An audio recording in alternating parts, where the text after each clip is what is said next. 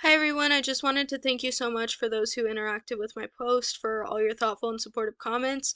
I truly appreciate the time that it took to hear my ideas and just kind of how I'm connecting equity in education to Bronfenbrenner's macro system and cognitivism. I appreciate the feedback from Ariel. You shared that I did a strong job tying the two together, especially the laws, values, and societal messages, and the way the students see themselves and how it shapes what they believe that they can achieve. But you also commented that you would like to hear more about how teachers can guide deeper conversations so students can openly, respectfully, and curiously talk about these topics like equity, fairness, and their lived experiences. I really enjoyed your comment because it helped me process a little bit more and kind of deepen my project. It reminds me that even though the macro system influences so much, that teachers create those little micro moments that help students process, question, and grow.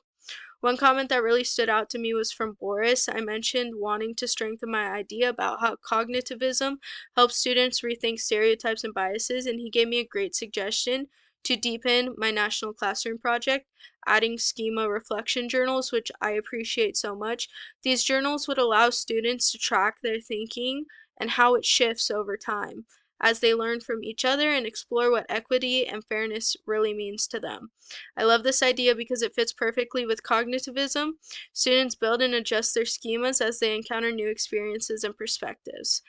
As I've continued researching equity in education and looking at it through Bronfenbrenner's model and cognitivism, my understanding has definitely grown. The macro system helps me see how deeply cultural values, political beliefs and values, and national policies shape educational opportunities. It made me realize that inequity is not just a classroom issue, but it's a social, systemic, and societal issue that trickles down and influences everything students experience. Thinking through cognitivism also made me more aware of my role as an educator.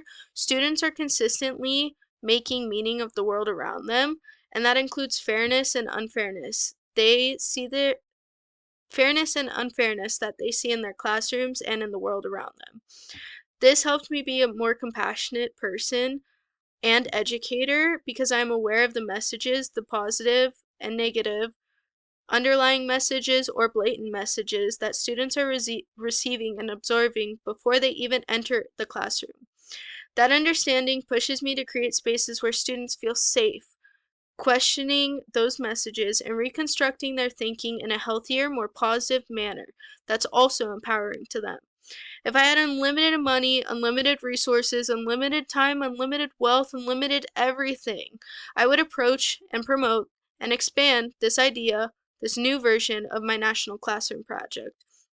This would be a countrywide program connecting students from all over, all different backgrounds, all different religions, all different socioeconomic statuses, to explore what equity means to them through storytelling. Excuse me.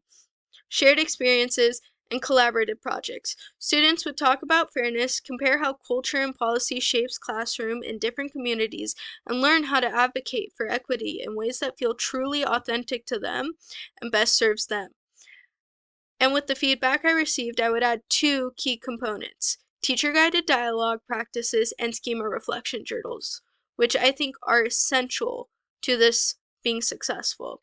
This approach blends macro system understanding with cognitive growth, giving students voice while helping them develop their skills and awareness needed to become true advocates for equity. Thank you again to all who commented on my post and interacted. I really appreciate all the feedback, and I hope you have a beautiful night.